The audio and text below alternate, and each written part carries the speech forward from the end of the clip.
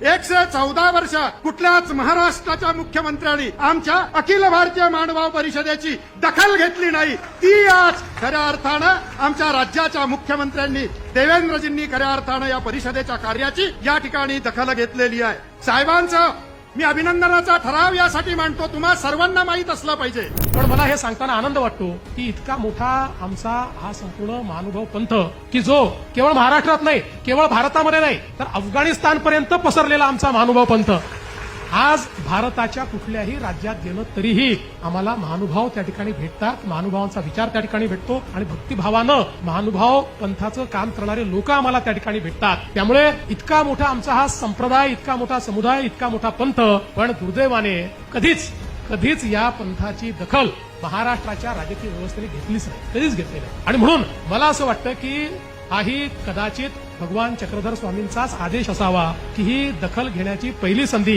ही मला या ठिकाणी मिळाली आणि आमच्या युतीच्या सरकारला ती मिळाली। आज आपण पाहू शकतो की आमच्या महानुभाव पंथामध्ये प्रचलित जाती व्यवस्थेतले सगळे लोक आम्हाला पाहायला मिळतात। अशी एकही जात नाही की जी महानुभाव पंथामध्ये आपल्याला त्या ठिकाणी दिसत नाही। पण त्याच वेळी या पंथामध्ये कोणी कोणाला जात विचारत नाही, सगळे महानुभाव एकमेकाला दंडवतच करतात। ही शिकवण जी आम्हाला मिळालेली आहे ती आमच्या समाजाकरता, आमच्या राज्याकरता आणि आमच्या देशाकरता अत्यंत महत्वाची आहे।